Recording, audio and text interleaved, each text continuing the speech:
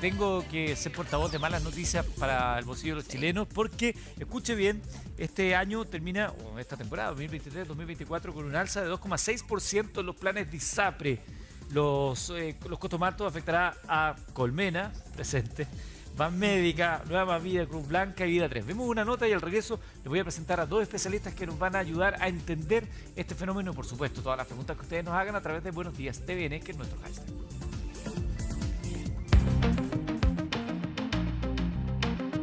El bolsillo de los chilenos sufre por una nueva alza que afectará transversalmente a la salud de muchos. Y cómo no, si se concluyó el alza de planes de ISAPRES para la temporada 2023-2024.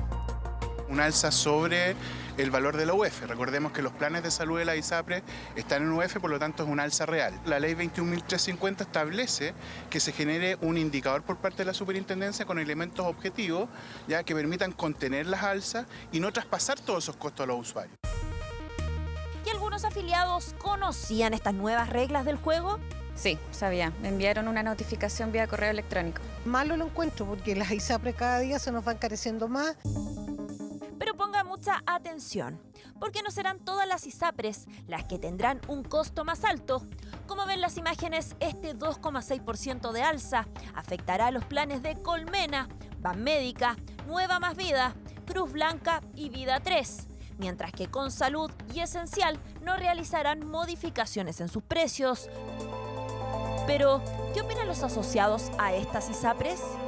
Pésimo, está todo tan caro. La inflación nos afecta a todos y hago un gran esfuerzo por pagar ISAPRE. Creo que muy pocos de los chilenos somos los que podemos pagar las altas sumas que nos pide la ISAPRES para tener la cobertura que necesitamos.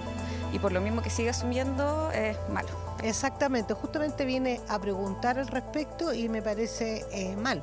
Así como estamos hoy en día, no correspondería. Yo creo que algo tiene que pasar, o sea, las ISAPRES tienen que subir sus tarifas puesto que la pandemia les generó un tremendo estrago. Sí, o sea, el plan básico cuando yo consulté fue en Colmena y en varias más, y el más básico eran 230, que la verdad es más de la mitad de mi sueldo. Obviamente para alguien que es mujer y tiene más de una o dos hijas es muy caro. Es que el dinero que ya se paga es harto, incluso para quienes son jóvenes y recién están tomando la decisión de ingresar a una aseguradora privada de salud. Me parece atroz porque ya están muy caras, yo recién me afilié y de verdad que es un precio que supera mi 7%, así que atroz, pésimo. ¿Cuánto estás pagando, por ejemplo, ahora? Más o menos como 135 lucas. Sí, mucha plata, así que esperemos que esto se revierta, que nos siga subiendo. ¿Estabas en FONASA? ¿Cómo lo hacías? No, antes era carga de mi mamá y ahora que empecé a trabajar con contrato me afilié yo solita, así que me tocó pesado. Pero entonces, ¿este aumento en los planes provocará una fuga masiva hacia FONASA? ¿FONASA nunca fue una opción y por qué? Porque tengo preexistencia, estoy en el GES y me atiendo más que nada el servicio privado, tengo ahí a mis médicos, todas las cosas y para mí es más cómodo. Sí. ¿Te da más confianza también quizás estar en el privado? Sí, la verdad es que sí, pues ya tengo mis doctores, entonces sí. Lo que pasa es que yo soy súper poco usuaria de ISAPRE en general, digamos, pero porque tengo buena salud. Pero no me interesaría cambiarme a FONASA porque las coberturas de FONASA son más o menos, pues aquí tengo mejor cobertura. No, lamentablemente la parte pública, o sea, feliz, pero hay mucha gente, las horas te las dan de aquí a 2 o 3 meses, ya hay largas filas, etcétera. Por lo tanto, para mí en este minuto una buena opción de tener ISAPRE. Una opción por lo mismo, porque el hecho de ir a consultorios, hospitales que están siempre demasiado llenos, uno quiere una prestación de un servicio pronta y buena, entonces los tiempos en el funcionamiento de los servicios públicos siempre son muy malos, muy lentos.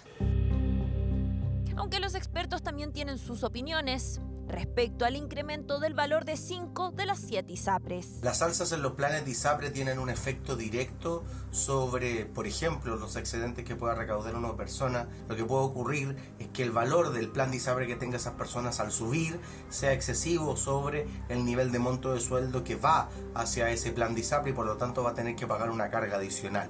Hay que tener en cuenta esos efectos para tener dimensión sobre los efectos que tienen los planes de salud y en la cobertura de los distintos servicios médicos que uno pueda adquirir. Una crisis que afecta directamente al bolsillo de los afiliados a estas ISAPRES, que muchas veces eligen unirse al sistema privado, priorizando su salud y la de los suyos por sobre todo. ¿Se vendrán más alzas en los próximos meses? ¿Se estabilizará el sistema? En el Buenos Días a Todos analizaremos los alcances de esta crisis que mantiene en debate el acceso al derecho básico de la salud. Temazo, el de las ISAPRES, también lo de FONASA. Vamos a verlo a continuación. Está con nosotros María Fernanda Yupe, abogada con máster y doctorado en tema económico y CEO de Cryptomarket.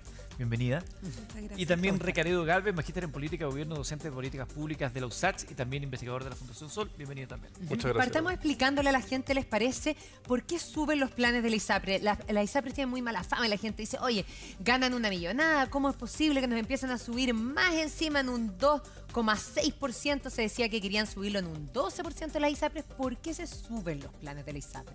Porque es un negocio. Ese es un elemento muy básico que tenemos que tener en cuenta. Acá estamos hablando de empresas privadas que lo que están buscando en cierta medida es poder obtener generalmente el mayor nivel de ganancias que les sea posible para sus controladores. Entonces tenemos que ver cómo funciona ese negocio. O sea, no es porque lo necesiten, María Fernanda, es porque ellos en el fondo quieren tener un margen mayor de ganancia. Pero yo creo que hoy día, mirando el nivel de inflación que tiene el país, es difícil plantear que un alza de cualquier precio solamente esté buscando el lucro. O sea, hay que ver una cuota compartida, te diría. O sea, es cierto, existen ciertos componentes de generar ganancia. Por supuesto, es un negocio, no es un tema estatal. Pero si nosotros vemos los porcentajes, cuando hablamos que la inflación está por sobre el 10 y por otra parte el alza está por un 2, no necesariamente la lógica matemática me lleva a pensar que es aumentar los precios. También tenemos que ser capaces de entender que las ISAPRES tienen que pagarle a los médicos. Hoy día tenemos problemas en varias clínicas de que los médicos se están retirando de las clínicas porque están ganando menos y por lo tanto hay clínicas que están perdiendo especialistas. Eso tiene que ver con que las ISAPRES están pagando más lento, tiene que ver con que hay cambios que se han hecho porque han reducido no solamente las ganancias, sino que están subiendo los costos. Entonces la pregunta es, todos estos cambios nos llevan a que las ISAPRES lleguen a un punto de equilibrio y acá la superintendencia tiene un rol que es brutal. O sea, si la superintendencia revisó las propuestas de alza, si la superintendencia avaló un alza, tenemos que tener la tranquilidad de que el Estado miró que esas alzas no fueran utilidades. Ese es un punto interesante, Recaredo, porque uno pensaría, desde lo que tú dices, ¿no? Un negocio, claro, yo quiero subir en un 4 o 5%, pero al ser un tema tan sensible como la salud, me imagino que esas alzas tienen que ser muy bien justificadas. Toda la razón, Eduardo. Hay un punto ahí que es relevante. Tengamos en cuenta lo siguiente. Tengamos en cuenta que si observamos los ingresos que están recibiendo estas empresas y consideramos los costos que las empresas tienen por el principal giro que realizan, sus costos de venta, vamos a obtener lo que se llama la ganancia bruta. Y esa ganancia bruta, en la mayoría de las ISAPRES, no es negativa. ¿Ya? ¿Dónde viene o dónde se genera la mayor pérdida y por qué al final terminamos con un resultado de ganancia final que sí es negativo? En los gastos administrativos de la ISAPRE. Ahí es donde las ISAPRE han demostrado que son altamente ineficientes. ¿Y ineficientes con relación a qué? Si las comparamos con FONASA, en FONASA tenemos que los gastos administrativos en general rondan alrededor del 0,5% de los ingresos. En cambio, en la ISAPRE, los gastos administrativos en general rondan el 10% de los ingresos. ¿Cómo se explica eso, perdón, considerando que son empresas privadas que tienden a tener menos reparo y pudores a la hora de hacer lo que sea necesario hacer para ser más eficientes? Interesante pregunta, porque desde el punto de vista de los gastos administrativos nos vamos a encontrar que existen relaciones con las empresas controladoras de la ISAPRE. Y ahí tenemos que tener en cuenta que muchas de las empresas controladoras de la ISAPRE no son empresas nacionales, son empresas estadounidenses. Tenemos en algunos casos también la participación de conglomerados nacionales como el Grupo Betia, que controla Colmena. Recordemos que además ahí se intentó realizar un negocio con Nexus, que controla la ISAPRE Nueva Más Vida. Nexus es una empresa internacional y que en gran medida lo que ellos estaban buscando, que ahora fue aprobado por la Corte Suprema, esta compra, es poder unificar este negocio de estas dos ISAPRES y en cierta medida mediante eso generar cambios administrativos. Pero ¿qué es lo que pasa? Para que tú te hagas una idea. Hay ciertos servicios que las ISAPRES le contratan con sus propios controladores. En este caso, por ejemplo, si miramos el caso Nueva Más Vida, hay servicios que están relacionados con Nexus. Entonces, ahí hay pagos que se realizan, hay desembolsos, también hay transferencias de dinero que se realizan entre controladores y en este caso la ISAPRE.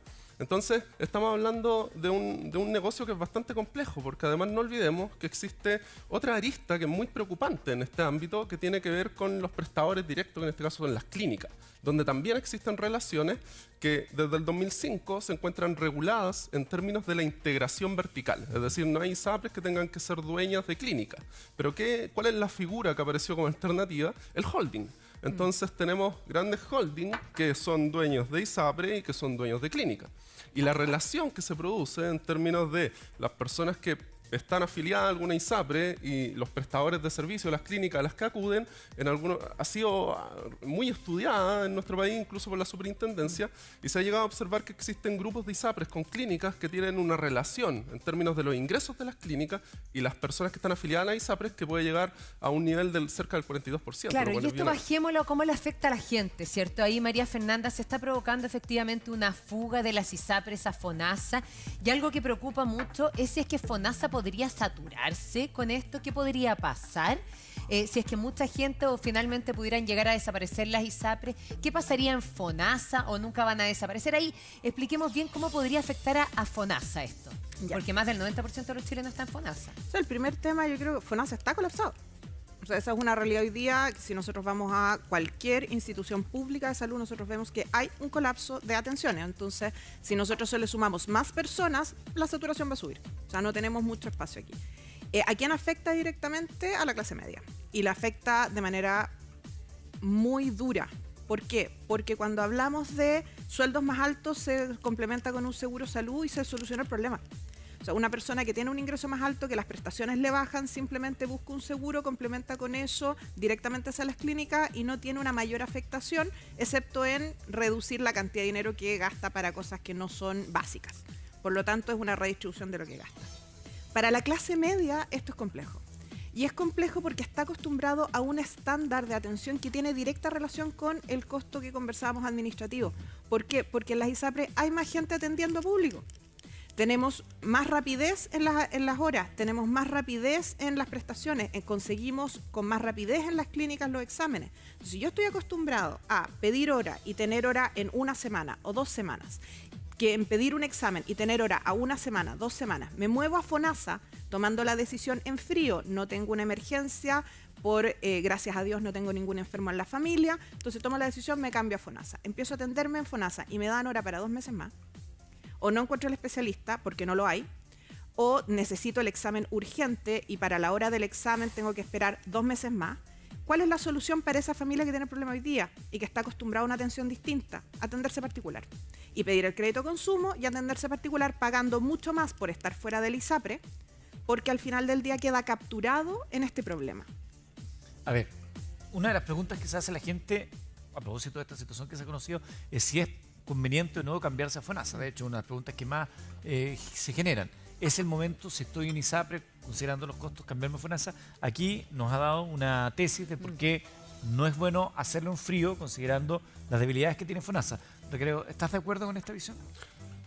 Creo que tenemos que considerar que hay un problema que hace décadas se ha planteado. O sea, hay un problema en el sistema público y pareciera que no sabemos de dónde deriva, pero las razones de ese problema están bastante claras. O sea, en nuestro país es necesaria mayor inversión para que puedan, en cierta forma, darse los servicios necesarios en especialistas, en atenciones médicas, y en gran medida podemos pensar si hoy una persona se encuentra en el sistema de ISAPRE, probablemente, dependiendo del plan que esté pagando, va a poder tener acceso a mayores coberturas que en el caso del seguro público. Y esa es una situación que genera desigualdades. Por algo nos encontramos con que la población que está en ISAPRE es muy distinta de la población que se encuentra en FONASA en términos de los ingresos. Y esto a nivel del tiempo ha ido variando. O sea, al inicio tengamos en cuenta que en ISAPRE las personas afiliadas podían tener una gran cantidad de cargas. O sea, inicialmente por cada persona afiliada había más de una carga, casi 2 cargas. Hoy día son cada vez menos cargas y las personas afiliadas son solo cotizantes, entonces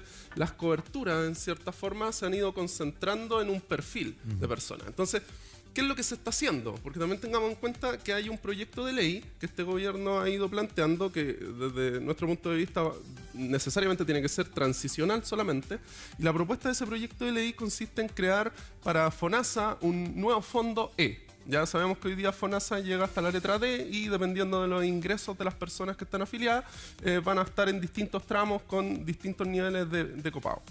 En cambio, este fondo E lo que busca es que las personas que vayan a pasar de una ISAPRE por esta situación que está ocurriendo hoy día puedan traspasarse con las coberturas que tienen ahora a partir de su plan a FONASA, pero pagando lo que hoy día están pagando en ISAPRE. ¿Esto qué es lo que permitiría? De que las personas puedan mantener las coberturas una vez que se cambien a FONASA, dada esta crisis que estamos viendo.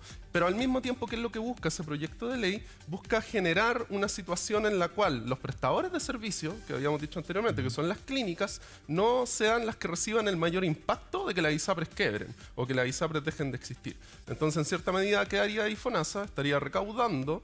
Este sería un nuevo grupo cerrado, es decir, va a corresponder principalmente a quienes tengan que hacer esta migración debido a la quiebra de alguna ISAPRE, y en cierta forma lo que va a buscar es mantener las coberturas. Correcto. El tema ahí entonces que tenemos que preguntarnos es cuál es el plan de mediano y de largo plazo para resolver el problema de la salud pública en Chile. Por ahí va el punto, y ahí también para que tú nos des tu opinión, María Fernanda, porque ¿qué pasa si es que se produce esta fuga importante desde las ISAPRES a FONASA? ¿FONASA colapsaría más? Y aquí, para que los dos vayan contestando, ¿cómo se hace esa transición de la cual hablaba? Yo creo que antes de plantearnos el cambiarnos a FONASA, por favor, si ustedes están en esta situación y lo están pensando, coticen un seguro. O sea, para uno que es mamá, por ejemplo, el principal problema son los niños, porque los niños se caen, se golpean, saltan arriba de la cama y tienen un montón de ideas geniales. Entonces, ahí buscar un seguro infantil. Hay seguros que no son caros con clínicas de primer nivel. Hay seguros desde 15.000 pesos hasta 50.000 pesos. Cada uno sabe cómo le afecta en el bolsillo. Entonces, quizás bajarse a un plan que no sea tan alto en la ISAPRE con la cotización obligatoria y complementar con un seguro. Porque al final del día tenemos que tomar la decisión con responsabilidad. El poder evaluar qué es lo que le voy a ofrecer a mi familia, qué es lo que estoy disponible a asumir. Hoy día FONASA está colapsado, el Estado no tiene el tiempo de reacción para resolverlo. Y esto también tenemos que entenderlo. O sea, el Estado para poder construir una clínica se demora entre 3 a 5 años. En tener los especialistas no los tiene hoy día. Contratar más gente donde lo ponen. O sea, al final estamos viendo soluciones que son responsables desde las distintas áreas políticas para tratar de resolver el problema, pero el problema de fondo a la gente no se lo van a resolver, porque vamos a tener esta fuga de personas hacia un sistema que ya está colapsado, porque además no solamente tenemos que ver la gente que cotiza, cuántos migrantes ilegales tenemos en el país hoy día que también se van a atender porque también se enferman y tienen derecho a atención. Claro, y ahí, Recaredo, ¿colapsaría más FONASA? ¿Cuál es la opinión que tú tienes al respecto? Bueno, la opinión del punto de vista de cambiar el paradigma, o sea, que la salud sea un negocio. Hemos visto, ya llevamos 40 años de un sistema que está demostrando que está haciendo agua. Entonces, ¿qué hacemos ante eso? ¿Nos quedamos con una situación estática? De decir, el Estado ahora no puede, nunca va a poder. No, yo creo que lo que tenemos que tomar son decisiones en el ámbito de la política que estén vinculadas también con quienes están proponiendo soluciones. En este caso, trabajadores y trabajadoras organizados en el sistema público. Ya han diagnosticado desde hace décadas la falta de especialistas, ¿verdad? Entonces, ¿qué ocurre con la inversión? ¿Qué es lo que está ocurriendo en términos de proponer, aparte de esta norma? Porque en cierta medida con la norma que acabo de describir, habrían ciertas protecciones para que se mantengan las coberturas, eso tengámoslo en cuenta, y en cierta forma eso ayudaría a frenar el colapso del sistema privado de salud, en función de que las clínicas podrían seguir teniendo recursos a través de las transferencias que se les generarían. ¿Pero cuánto tiempo se demoraría en adaptarse eso? Porque claro, ¿cuánto tiempo pasaría la gente más colapsado de lo que está hoy día en medio de que se produjera esta transición? Desde ese punto de vista, si lo pensamos en términos de tiempo, va a ser el tiempo que realmente se demoren en llegar a los acuerdos y poner como prioridad el sistema público en nuestro país. O sea, al final de cuentas, hemos visto en los últimos 5 años, si lo ponemos de esa forma, que a veces los tiempos se aceleran cuando realmente los problemas se hacen evidentes y lamentablemente pareciera que hoy día estamos en una situación de status quo, donde estamos esperando que esto nos estalle en la cara, ¿verdad? Tengamos, no sé, manifestaciones, protestas, que las personas realmente ya estén colapsando los servicios para hacer algo. Eso es lamentable, porque si Mira, en el 2012 se estaba constatando por parte de la propia Superintendencia de Salud la crisis que se estaba generando en función de la concentración que se produce entre ISAPRE y clínica. Siempre hemos podido tener a la vista que los resultados que están teniendo la ISAPRE y que la migración de personas desde el sistema de ISAPRE al sistema de FONASA ha ido siendo cada vez más aguda, y eso lo estamos viendo en el último par de años. Incluso desde el 2021, desde mediados del 2021 en adelante, la cantidad de personas que se afilian al sistema de ISAPRE es menor que la cantidad de personas que están renunciando. Entonces hemos tenido el problema a la vista, y el asunto es que ¿por qué no se están poniendo de acuerdo? Porque también hay intereses muy importantes detrás de esto. O sea, hay corporaciones internacionales, están entrecruzadas también compañías que tienen participación en el negocio de los seguros de vida. Entonces, en gran medida, acá pareciera que no se quieren pisar callos, como se dice, ¿verdad? Y ahí es donde no se está llegando a los acuerdos. Pero este tema, si continúa tal como está, no va a bastar con cotizar seguros alternativos, no va a bastar con estar buscando en el sistema privado soluciones. Aquí tiene que haber una solución pública en el ámbito de la política pública que integra a trabajadores y trabajadoras y sus organizaciones, que busque cómo integrar a la comunidad beneficiaria y que en gran medida logre una solución en el corto plazo de transición, pero con un plan al mediano y largo plazo para un sistema de salud pública, no para este extraño modelo que estamos teniendo. Bueno, ahí tienen dos visiones distintas, ¿no es cierto?, de cómo avanzar en la salud de nuestro país, que es uno de los temas prioritarios. Por lo mismo, aquí tenemos que mostrar distintas visiones para que usted tome la mejor decisión en su casa, por supuesto, dentro de lo que existe, y hay que avanzar. Muchas gracias, Recaredo. Muchas gracias, María Fernanda, por acompañarnos.